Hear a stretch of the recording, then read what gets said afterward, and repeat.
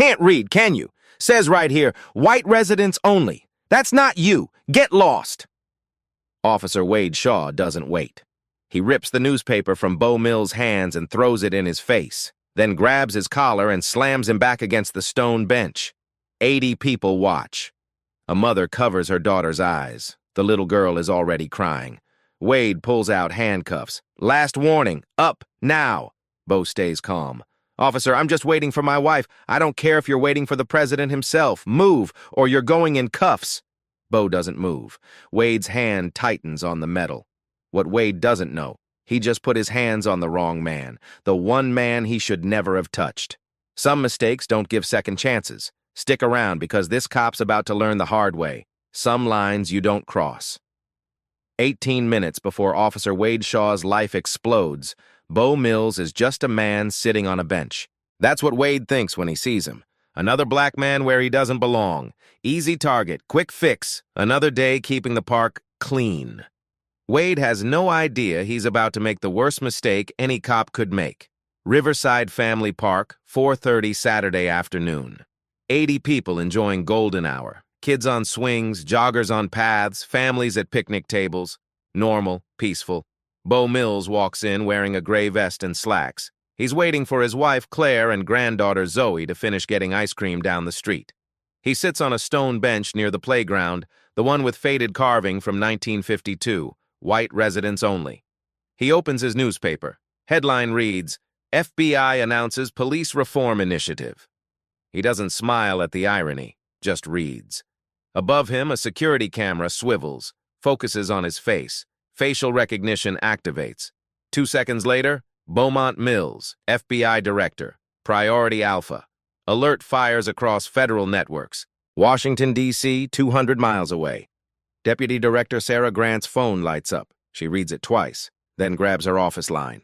Tactical team on standby. Director Mills in Arlington Park off duty. Monitor close. Don't engage unless critical. 3 black SUVs leave FBI headquarters. Lights off. Siren silent. ETA, 12 minutes. Arlington.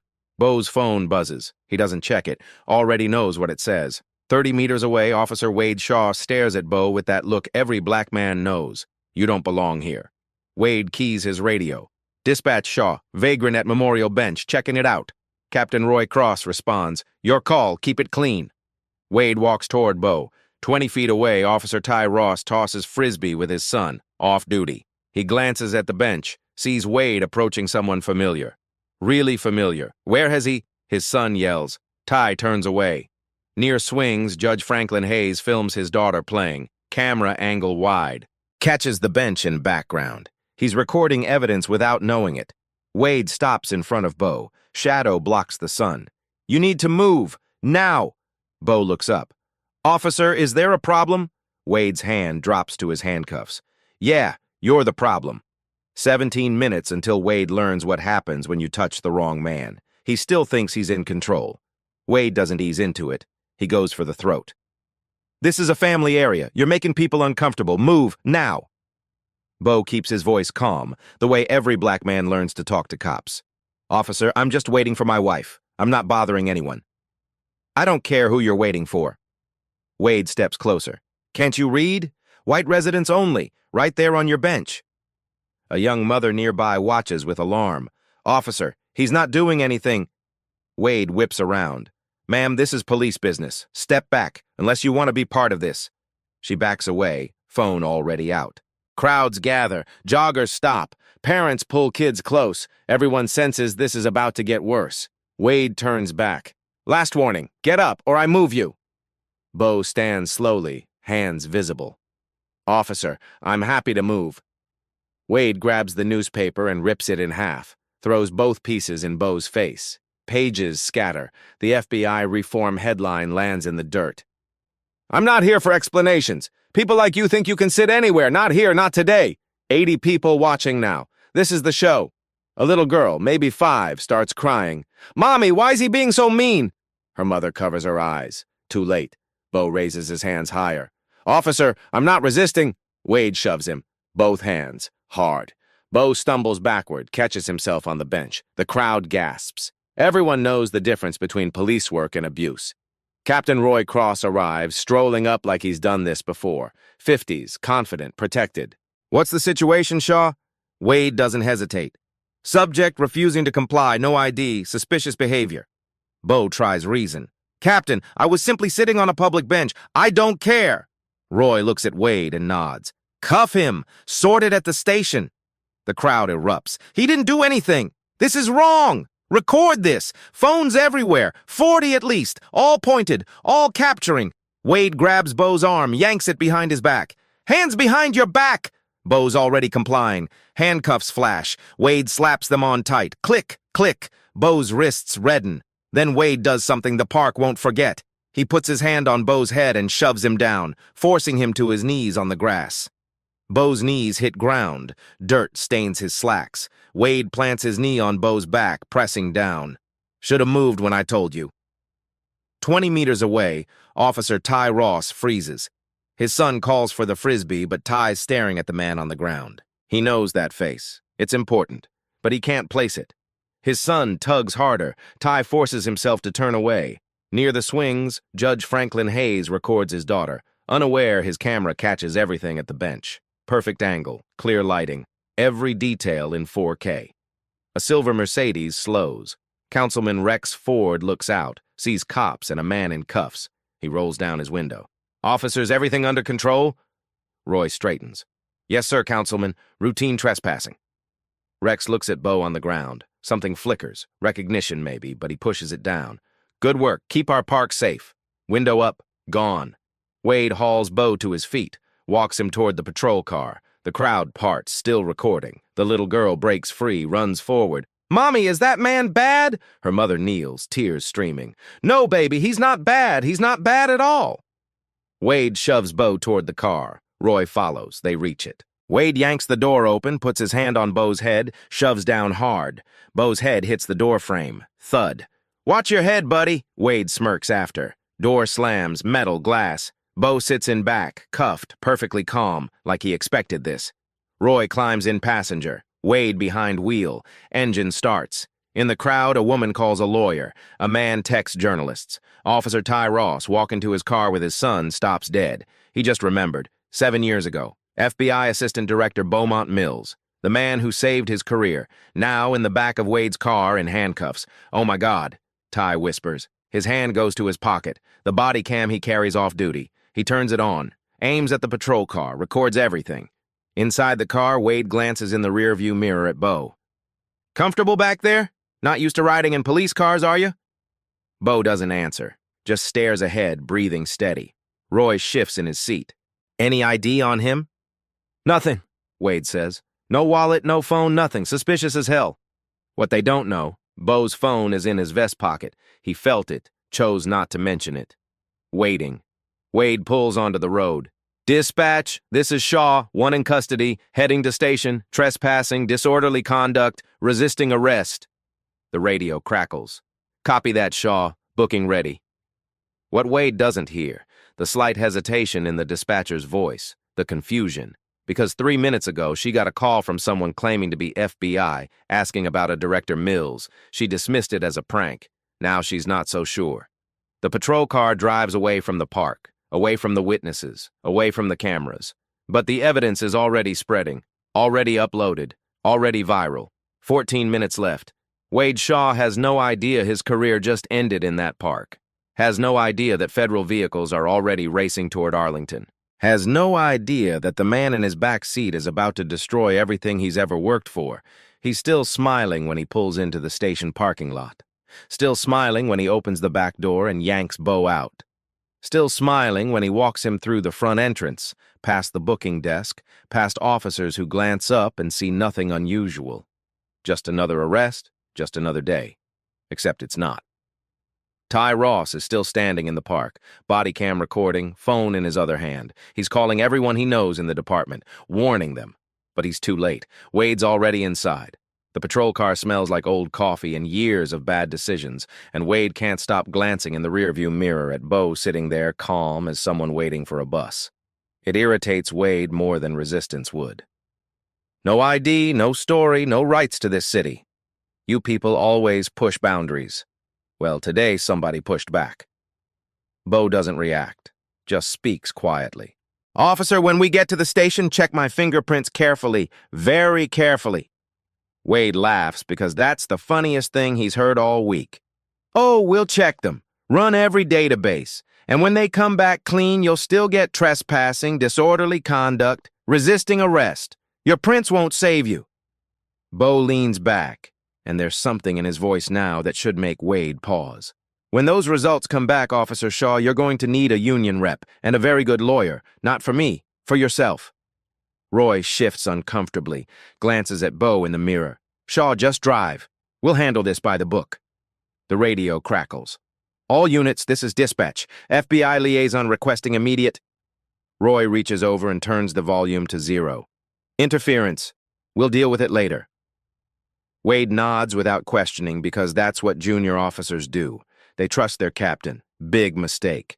They pull into the station 8 minutes later. Wade gets out, opens the back door, yanks Bo out by his arm. Come on, let's get you processed. The walk through the station is designed to humiliate. Officers look up, see a black man in cuffs, look away. Routine, normal, just another Tuesday. But Officer Kate Dunn watches Bo's face as he passes, and everything about this feels wrong. She stands. Captain, what's the charge? Roy doesn't slow down. Trespassing, resisting, disorderly, standard booking done. She stays standing, watching as they bring Bo to booking where Officer Ramos waits with his fingerprint scanner. Let's ID this guy, Ramos says with bored efficiency. Wade uncuffs one wrist but keeps hold of Bo's arm. Ramos presses Bo's fingers onto the scanner. Thumb, index, middle, ring, pinky, computer processes. Everyone waits. Then it beeps. Loud, urgent. Screen flashes red. Bold text appears. Match found, Beaumont Mills, FBI Director, Priority Alpha, notify Department of Justice immediately. Wade leans in. His face goes white. Captain, that says... Roy moves like lightning, shoves Wade aside, slams the laptop shut with a bang that echoes through booking. Malfunction! System glitch! Database has been buggy all week! Wade stares at Roy, trying to process. But sir, it specifically said FBI... Roy's voice drops to that tone that means obey. I said it's a malfunction, Shaw. False positive. We use backup protocol, manual processing, standard procedure when tech fails. Wade swallows, nods slowly. Yes, sir. But doubt is screaming in his head now. Ramos is frozen, staring at the laptop. Captain, federal protocol requires immediate reporting of Priority Alpha. Roy cuts him off with a look that could stop a charging bull. Officer Ramos, you follow my orders in my station. Clear that alert. Manual processing. Now. Ramos hesitates for 3 seconds that will haunt him forever. Then he opens the laptop and starts clicking, clearing the alert from the screen. What none of them know. The alert auto-saved to federal servers the instant it triggered. Every keystroke logged, every action time-stamped, every deletion documented. Clearing the local screen doesn't erase FBI records, it just adds suppression of federal notification to the list of crimes. Kate is 10 feet away. She didn't see the exact words, but she saw Roy's panic, heard his tone, watched him slam that laptop to hide something. This feels bigger than department politics. This feels like an explosion waiting to happen. Wade walks Bo toward holding cells, Roy following close. They take his belongings. Wade pockets Bo's phone instead of bagging it as evidence. Another violation Roy ignores. They put Bo in a cell. Gray walls, metal bench, bars that lock with a sound like finality. Bo sits down calmly, closes his eyes, starts counting in his head. Outside, Kate pulls out her phone, makes notes. She doesn't know what she witnessed exactly, but she knows it was wrong. Knows she might be the only one willing to speak up when this explodes, and it will explode. Roy thinks he just saved himself by hiding that alert. What he actually did was arm the weapon about to destroy his career. Federal servers never forget. Federal logs never lie. 10 minutes until the FBI walks through that door. Officer Ty Ross walks into the station 15 minutes after the arrest, still thinking about the man at the park who looked so familiar, when he spots Wade Shaw grinning at the coffee machine like he just won Officer of the Year. Shaw, heard you brought someone in from Riverside, Ty says, grabbing a cup for cover. Wade's chest puffs out. Yeah, troublemaker at the memorial bench. Captain and I handled it. Guy's in holding where he belongs. Ty's blood goes cold. That's exactly where he was with his son. I'll check the booking log for night shift. He walks to Holding, and when he looks through the cell window and sees the man sitting there with eyes closed and hands folded, every memory clicks into place at once. FBI Assistant Director Beaumont Mills. 7 years ago. The man who saved Ty's career. The memory slams into him. 25-year-old Ty handcuffed in an interrogation room, corrupt sergeant forcing him to sign a confession for evidence Ty never touched, career about to die before it started. Then the door opened and this calm man in an FBI vest said 5 words, "I'm taking this case now." Mills spent 3 days investigating, found the real culprit, cleared Ty completely. Before leaving, he said words Ty's carried ever since. "Integrity isn't convenient, Officer Ross, it's necessary. When you see something wrong, you speak up, even when it costs everything. Remember that." Ty remembered. For 7 years. And now that man is in a cell because Wade and Roy arrested the FBI director. "Oh my God," Ty whispers, hand going to his pocket where his off-duty body cam's been recording since the park. He needs backup. Finds Kate Dunn at her desk, looking like she's been waiting for someone to confirm her suspicions. "Dunn. Evidence room. Now." When they're alone, Ty doesn't waste time. "That man they arrested? FBI Director Beaumont Mills. My old boss. The man who saved my career 7 years ago." Kate's eyes go wide. "Does Roy know?" "Roy saw the fingerprint match and slammed the laptop shut. Claimed malfunction. I need Wade's body cam footage, all of it." Kate's already at the computer pulling up Wade's body cam from the park. What they see makes them sick. Wade's aggression, newspaper ripping, the shove, Beau forced to his knees, little girl crying, all in high definition. Wade's voice echoes, "You people always push boundaries." Kate says quietly, "Federal civil rights violation, multiple counts." Ty checks system logs.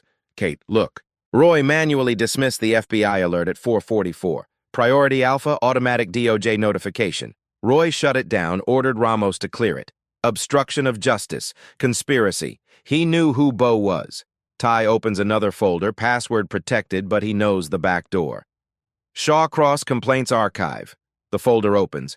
23 complaint files, all dismissed, all Wade, all buried by Roy. First file, 6 months ago. Marcus Freeman, blackmail, 34, cooperative. Wade orders trunk open. Marcus asks for probable cause. Wade gets aggressive. Camera shows Wade's hand going to his pocket, then the trunk, pulling out cocaine that wasn't there seconds before. Marcus screaming, "That's not mine!"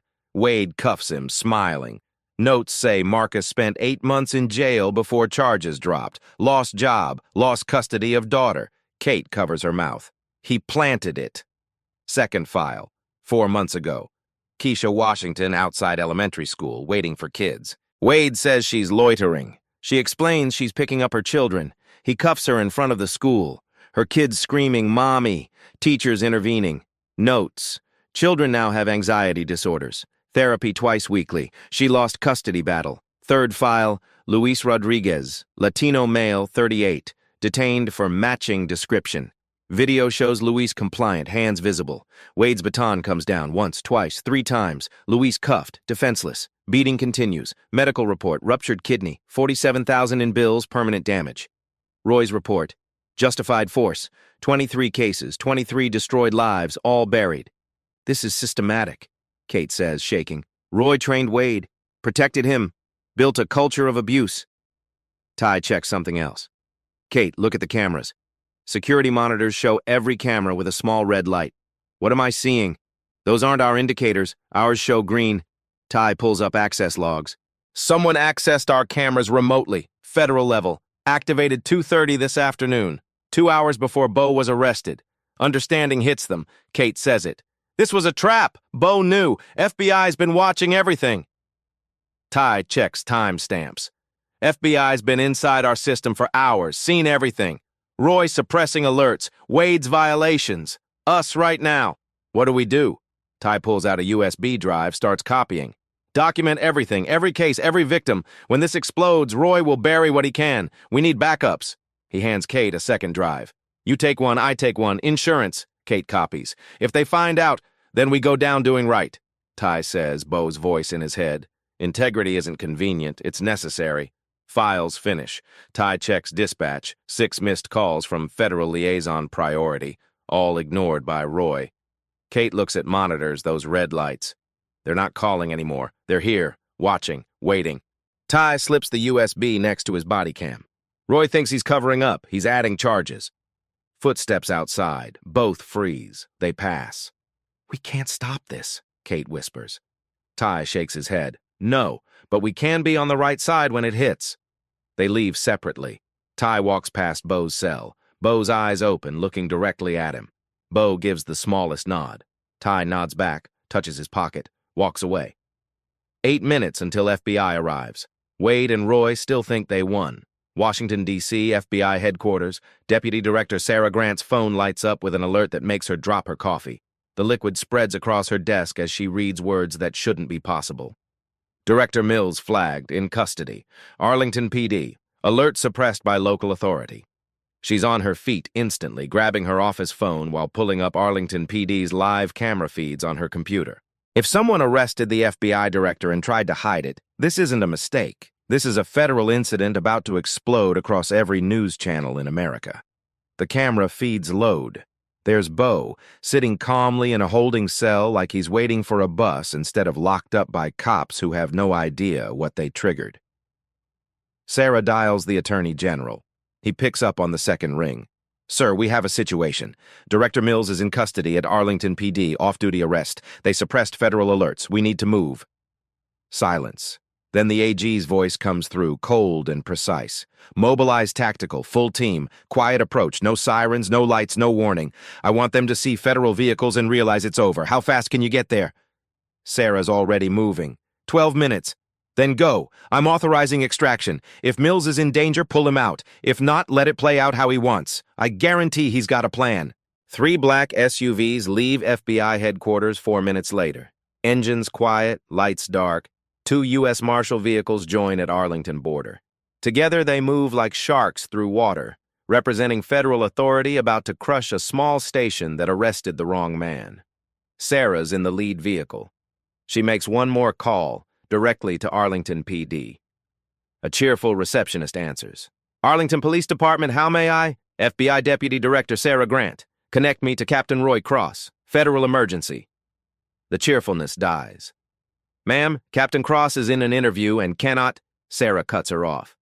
"This is not a request. You have 30 seconds to connect me, or federal agents will be at your desk charging you with obstruction. Transfer me, now." Click, hold, click. Roy's voice, irritated. "Captain Cross, what's this about?" Sarah doesn't ease in. "Captain Cross, FBI Deputy Director Sarah Grant. You have FBI Director Beaumont Mills in custody. You arrested a federal official. Suppressed priority alpha alerts. You have 8 minutes to release him or I arrive with 40 agents and end your career. Understand?" She hears Roy's breathing change. "Deputy Director, there's been a misunderstanding. We arrested a suspect for trespassing, and the system identified him as FBI Director at 4:44, and you suppressed the alert. We have the logs, Captain. We have everything. 7 minutes. Clock's ticking." Roy's voice gets desperate. "If we release him without charges, it looks like we knew. You did know. You saw the screen. You slammed the laptop. Ramos witnessed it. Shaw witnessed it. The server logged it. You knew exactly who he was. 6 minutes. Use them wisely." She hangs up. Roy stares at the dead phone. Councilman Rex Ford walks in, face pale. He was listening at the door. "Roy, was that FBI? About the man in holding?" Roy looks at Rex with eyes that have accepted defeat. "That man we arrested? He's the FBI director. Federal agents are 6 minutes away."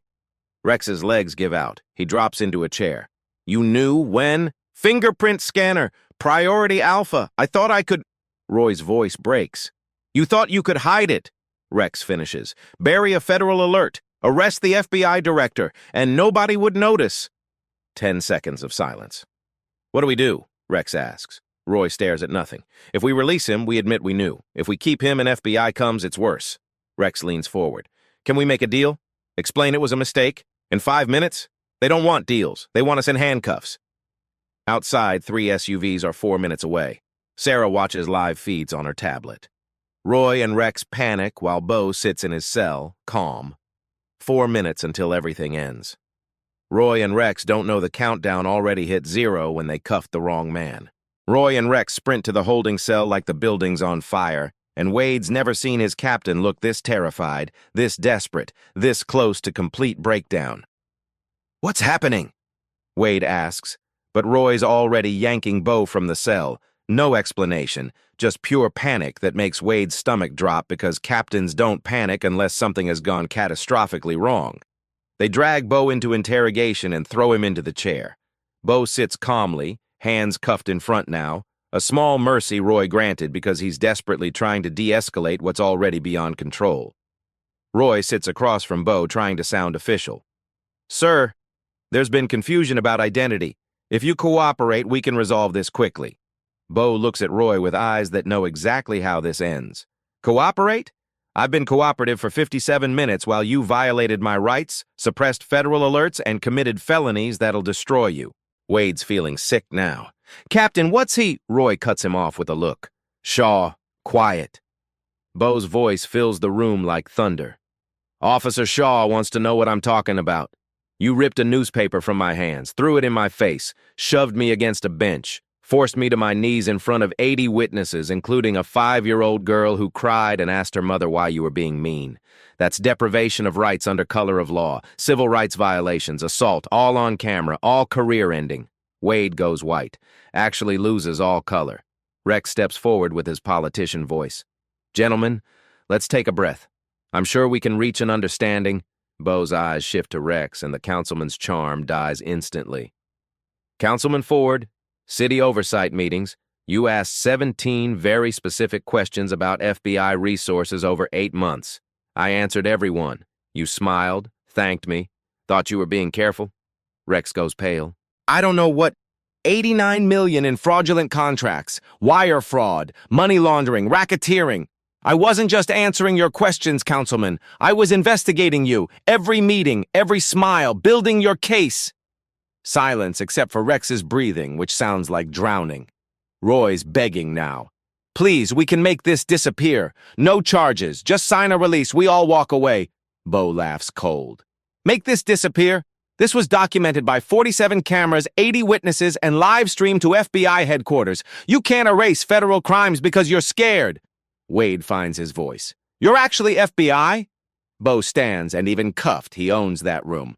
"In 6 minutes, you'll wish you'd asked my name. In 7, you'll wish you'd never touched me.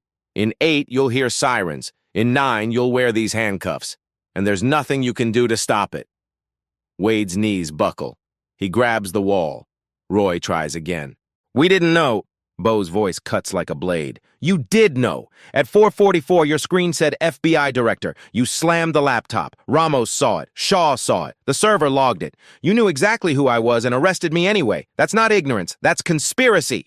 Rex fumbles for his phone. No signal. Screen says no service. His hands shake. Bo watches Rex struggle. "Looking for your judges? Your connections? None of them can help. You tried to bury justice. Justice doesn't bury. It explodes." That's when they hear it. Sirens. Distant but closing fast. Multiple vehicles. Roy runs to the window. What he sees makes him grab the frame to stay standing. 3 black SUVs, 2 marshal vehicles, all pulling into the lot. Wade whispers, "Captain, what do we—" The door explodes open. Deputy Director Sarah Grant walks in with 6 FBI agents, all in tactical vests, all armed. Sarah's voice is winter cold. "Nobody move." Roy and Rex sprint to the holding cell like the building's on fire, and Wade's never seen his captain this terrified, this desperate, running like death itself is chasing them down the hallway. They yank Bo from the cell and drag him into interrogation, throwing him into the metal chair so hard it scrapes against concrete. Bo sits calmly, hands cuffed in front now. Roy's desperate attempt at de-escalation that's already too late to matter. Roy tries to sound official, tries to project authority that evaporated 6 minutes ago. "Sir, there's been confusion about your identity. Cooperate with us and we can resolve this quickly. Everyone walks away satisfied." Bo looks at Roy like a judge watching a guilty man beg for mercy. "Cooperate? I've been cooperative for 57 minutes while you violated my rights, suppressed federal alerts, and committed felonies that'll send you to prison for decades." Wade's stomach drops. "Captain, what's he talking about? What federal—" Roy cuts him off hard. "Shaw, shut up. Let me handle this." But Bo's done letting Roy handle anything, and his voice fills the room like a closing trap. "Officer Shaw wants to know what I'm talking about?" You ripped a newspaper from my hands and threw it in my face. You shoved me against a bench hard enough to bruise. You forced me to my knees in front of 80 witnesses, including a 5-year-old girl who cried and asked her mother why you were being so mean. That's deprivation of rights under color of law. Federal civil rights violations, all on 47 cameras, including your own body cam. Your career doesn't just end, officer. It ends with you in handcuffs. Wade goes white, actually staggers backward, has to grab the wall because his legs won't hold him anymore. Rex Ford steps in with his politician voice, smooth and practiced. Gentlemen, let's take a breath. I'm certain we can reach an understanding that benefits everyone involved in this unfortunate situation. Bo's gaze shifts to Rex like a sniper acquiring a target. Councilman Ford, city budget hearings, 17 meetings over 8 months. You sat front row asking very specific questions about FBI resources. I answered every one. You smiled, thanked me, thought you were being careful. Rex's charm dies on his face.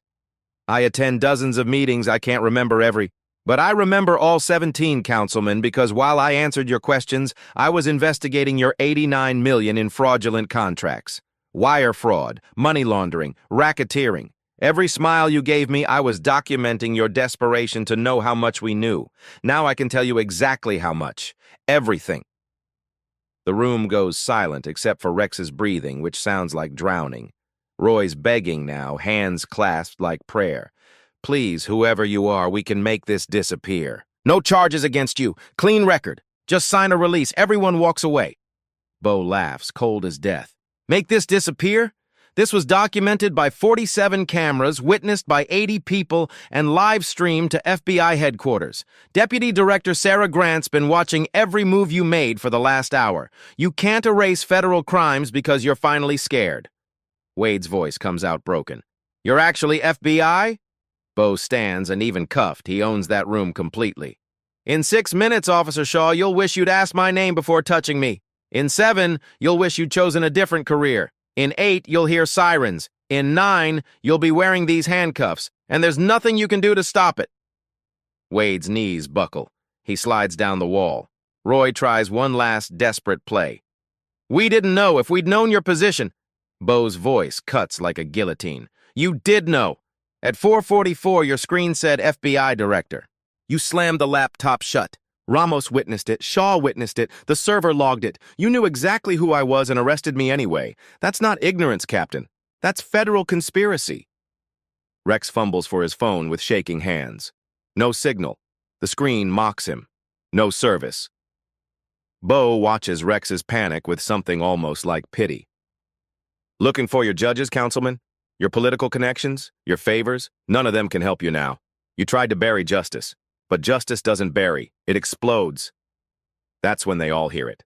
Sirens. Multiple vehicles. Close now. Getting closer. Roy runs to the small window, looks out, and what he sees makes his legs give out completely. He has to grab the window frame to stay standing. 3 black FBI SUVs, 2 U.S. Marshal vehicles, all pulling into the parking lot with military precision. Wade's voice is barely a whisper. Captain, what do we do? Roy can't answer, can't move. Can only stare at the end of everything he's ever worked for. The interrogation room door explodes open with a bang that sounds like judgment itself. Deputy Director Sarah Grant walks in with 6 FBI agents behind her, all in tactical vests, all armed, all looking at Wade and Roy and Rex like they're already convicted. Sarah's voice is absolute zero. Nobody move! Sarah Grant walks straight to Bo without wasting a second on pleasantries or explanations, and the agent beside her immediately steps forward with keys that unlock the handcuffs with a click that sounds like freedom arriving exactly on schedule. Director Mills, are you injured? Sarah asks, her voice professional but edged with genuine concern for a superior officer who just endured an hour in custody. Bo holds up his wrists where the metal left angry red marks that are already darkening into bruises. Minor contusions. Nothing that won't heal. I'll be fine, Deputy Director. Roy and Wade and Rex stand frozen against the wall like criminals waiting for sentencing while federal agents watch their every microscopic movement, and Roy's face suddenly flashes with something that might be hope, might be the desperate delusion of a drowning man who thinks he sees a rescue boat. Deputy Director Grant, if we could just take a moment to explain the situation properly, there was clearly a significant misunderstanding about this individual's identity and position. Sarah cuts him off without even looking in his direction. Save every word for your attorney, Captain Cross. You're going to need them. She turns back to Bo. Director, your wife is waiting outside. She's been extremely worried. Take whatever time you need and we'll handle the processing from here. Bo nods once, all business now instead of prisoner. My personal belongings were confiscated during the booking process. I'll need my phone and wallet returned immediately. Wade pulls Bo's phone from his pocket with hands that won't stop trembling, and everyone in that room knows that keeping it on his person instead of logging it into evidence is just one more violation on a list that's already long enough to destroy him. Here, sir. I was going to properly document it in the system. I just hadn't gotten around to— Keep your excuses, Bo says, taking his belongings and walking out of that interrogation room without another glance at the three men who thought they could arrest the FBI director and escape consequences. Every officer in the station stops and watches him pass because word has spread like wildfire. They arrested the director, actual FBI director, and now federal agents are everywhere and careers are ending in real time. Ty Ross and Kate Dunn stand near reception, and when Bo passes, Ty gives the smallest nod that says, I did what you taught me. I chose integrity. Bo returns it and keeps walking towards sunlight and freedom. Outside, Claire Mills runs from their car and meets him in an embrace that's tight enough to hurt and necessary enough not to care. Are you okay? She asks against his shoulder. I'm fine. Everything went exactly as planned. Claire pulls back, worry shifting to exasperation. This isn't over, is it? Bo glances at the station where federal agents move through windows like an occupying force. No, not even close. In the car, Bo checks his phone and finds Sarah's text. Package delivered. Green light. He types back, green light, execute phase 4. Inside the station, Roy stares at his computer screen where a notification just appeared. FBI remote access, active, 6 hours, 23 minutes. 6 hours. They were watching everything. Wade's at the window, cigarette shaking in his hand. Rex whispers, maybe it's over. Wade wants to believe it, but his hands won't stop shaking. They didn't dodge anything. They walk deeper into the trap. 45 minutes later, Bo Mills walks back into Arlington PD wearing a Navy suit with his FBI badge clipped to his belt, and officers step backward, creating a path like they're witnessing judgment walking through their station. Sarah Grant meets him at the entrance. Director conference room, Attorney General Morrison's here. He wants to handle this personally. The doors open to Morrison at a long table with Wade, Roy, and Rex on one side looking condemned, federal agents lining walls. Morrison's voice carries absolute authority. I'm Attorney General Marcus Morrison. We're not here to negotiate. We're here to show you what you've done and what happens next. Bo sits across from the three men. Sarah connects her laptop to the wall screen. Riverside Park appears, multiple angles, timestamp 4:30 p.m. Evidence Package 1, Sarah announces. 12 security cameras, 43 civilian phones, 1 retired judge's recording, all capturing the same federal crime. Video plays. Wade approaching Bo with aggression. Newspaper ripped, thrown in his face. 80 witnesses gasping. 5-year-old crying, asking why the policeman is mean. Audio clear. You people think you own everything. AI facial recognition identified Director Mills at 4:23, Sarah continues, showing red alert. Beaumont Mills, FBI Director, Priority Alpha, notified DOJ immediately. 11 minutes before Officer Shaw made contact. Screen shifts to booking footage, computer flashing FBI Director. Roy's face registering recognition, hand slamming laptop shut hard enough to make Ramos flinch. 4:44 p.m., Sarah states. Captain Cross manually suppressed Priority Alpha Federal Alert. Ordered Ramos to clear it. Told Shaw it was malfunction. That's obstruction of justice. Conspiracy. Federal felonies with mandatory minimums. Wade trembles violently. I didn't know what it said. Captain told me system glitch. I was following superior officer's orders. Bo's voice cuts like a blade. You saw that screen, Shaw. Read those words. FBI Director. You had a choice. Question the false explanation or blindly follow an order you knew was wrong. You chose corruption over courage. That choice costs 11 years in federal prison. Sarah brings up spreadsheet. Rex makes a sound like physical pain. Evidence package 2. 18 months investigation, 273 documented incidents, 89 complaints systematically buried by Captain Cross, racial profiling 340% above national average. A pattern so clear it can only be intentional, organized abuse of power. Morrison's voice drops, more personal. But numbers are abstract. Statistics don't bleed. Let's discuss actual human cost of what you three built together. Door opens. 4 people enter. Marcus Freeman, Keisha Washington, Luis Rodriguez, James Murphy.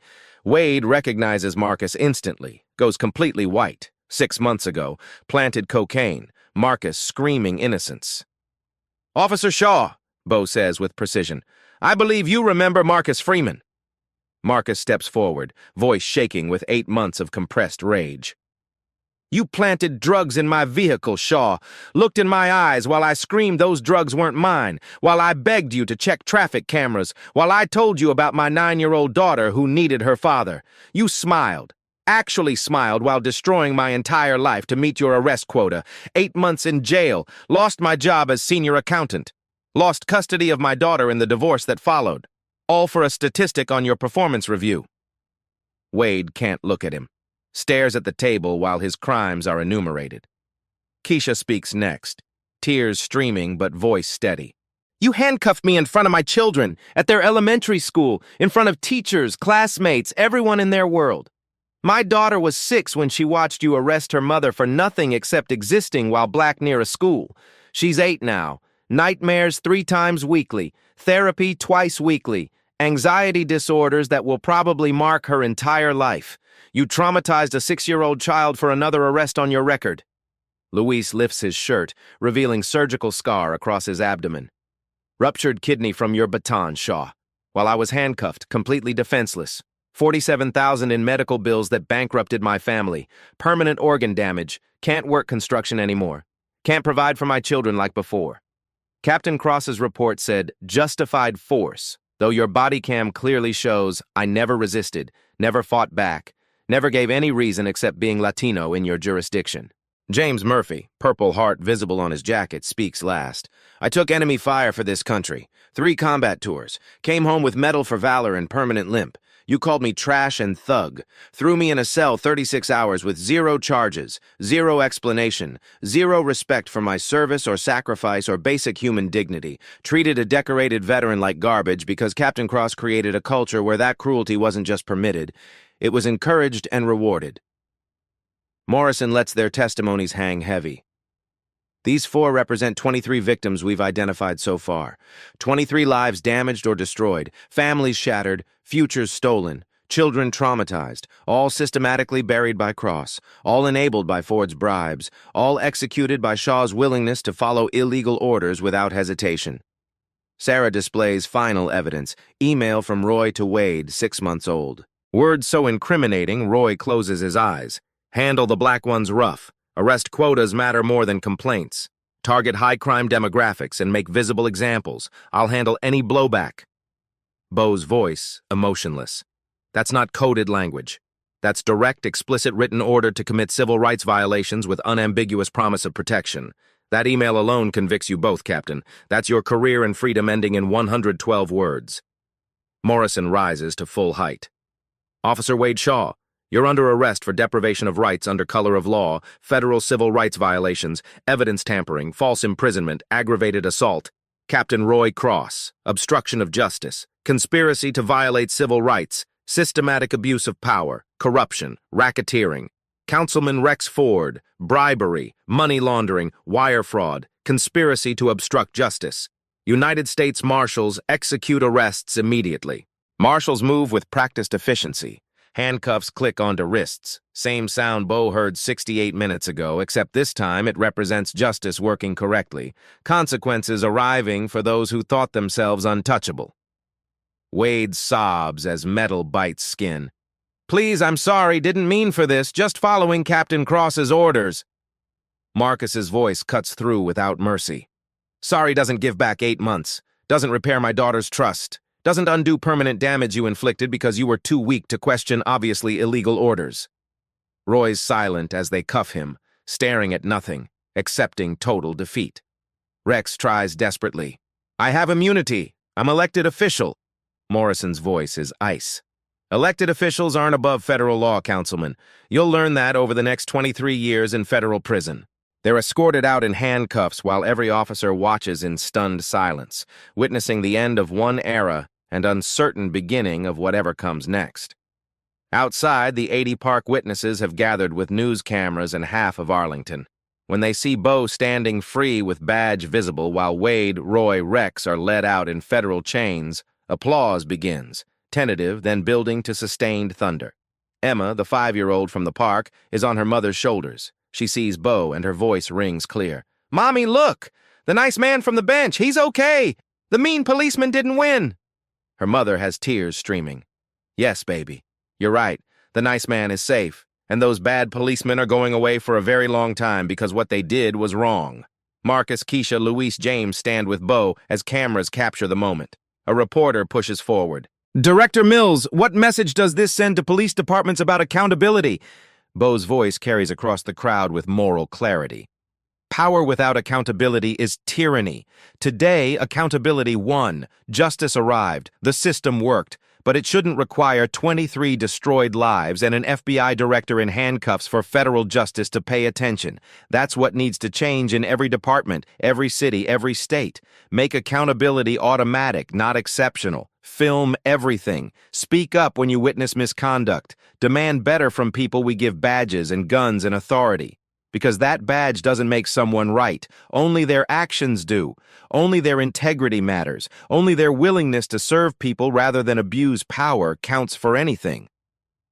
The crowd responds with sustained, meaningful applause, not just for Bo, but for Marcus, Keisha, Luis, James, for every victim finally heard, believed, vindicated. Federal transport doors close on Wade, Roy, Rex with metallic finality. Justice properly served, accountability arrived, consequences delivered. Bo doesn't smile because this isn't about victory or revenge. This is about a broken system being forced to fix itself one painful but necessary arrest at a time. Cameras keep rolling, witnesses keep watching, evidence keeps standing. Justice served in full public view of everyone who needed to see it. That matters most. After the arrests, Arlington Police Department sits in stunned silence, waiting to see if walls will hold or collapse in aftershocks. Bo Mills stands in the lobby with Sarah Grant, and every officer watches to see what happens next, because their command structure just got arrested and nobody knows who's in charge. Bo's voice cuts through uncertainty. This department has a choice. Continue the culture Captain Cross built, lies, buried complaints, abuse, or rebuild with integrity. Federal oversight is coming either way. The question is whether you embrace accountability or fight it. A senior officer steps forward, face showing shame. Director Mills, some of us tried reporting Shaw and Cross, but complaints disappeared. We were told to stop causing problems. Bo nods. I know. We found 17 buried complaints from officers here about Shaw's force and Cross protecting him. 17 times people tried doing right and the system crushed them. That ends today. Sarah steps forward with federal authority. Oversight begins immediately, 24 months minimum.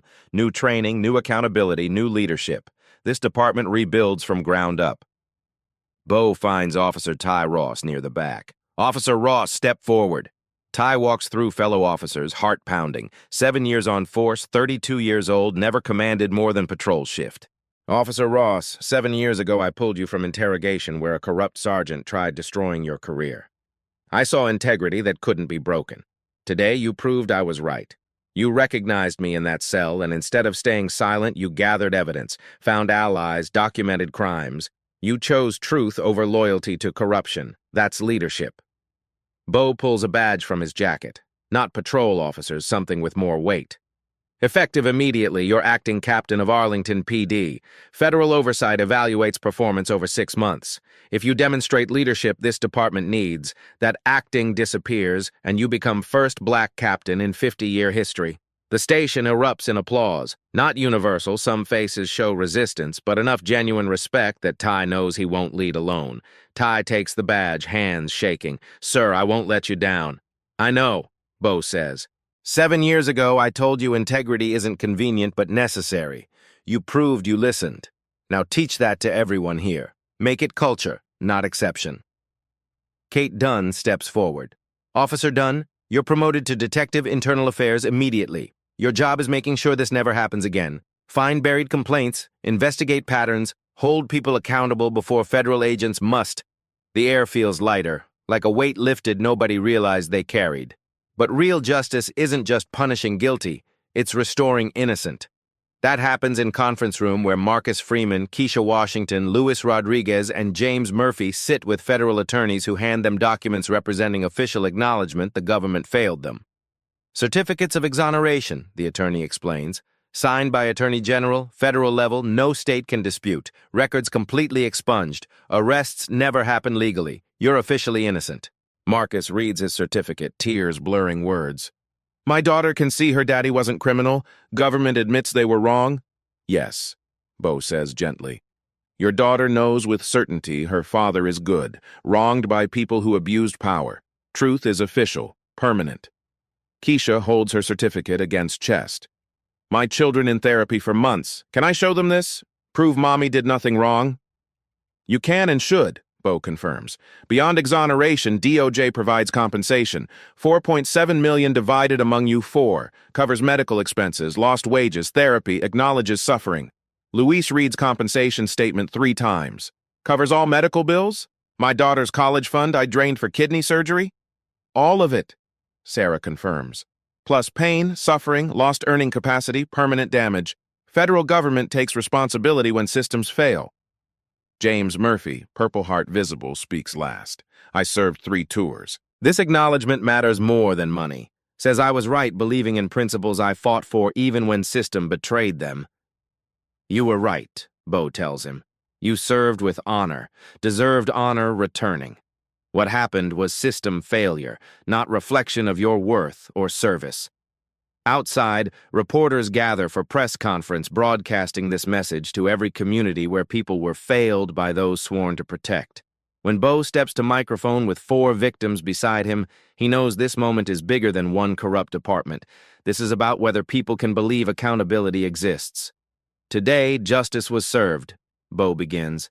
3 men abusing power in federal custody facing decades. 23 victims exonerated and compensated, a department rebuilding with integrity. But real question isn't what happened today, it's what happens tomorrow. Will we make accountability automatic, not exceptional? Will we empower good officers like Captain Ross and Detective Dunn who chose courage over corruption? Will we believe victims when they come forward instead of waiting for undeniable evidence? The crowd listens silently. The bench where this started still sits in Riverside Park with words carved from 1952. White residents only. We could remove it, bury history, or leave it as reminder, not of who we were, but how far we must go. Because only thing more dangerous than remembering ugly history is forgetting it and allowing repetition under different names with same fundamental power abuse. He pauses. Make accountability automatic. Film everything.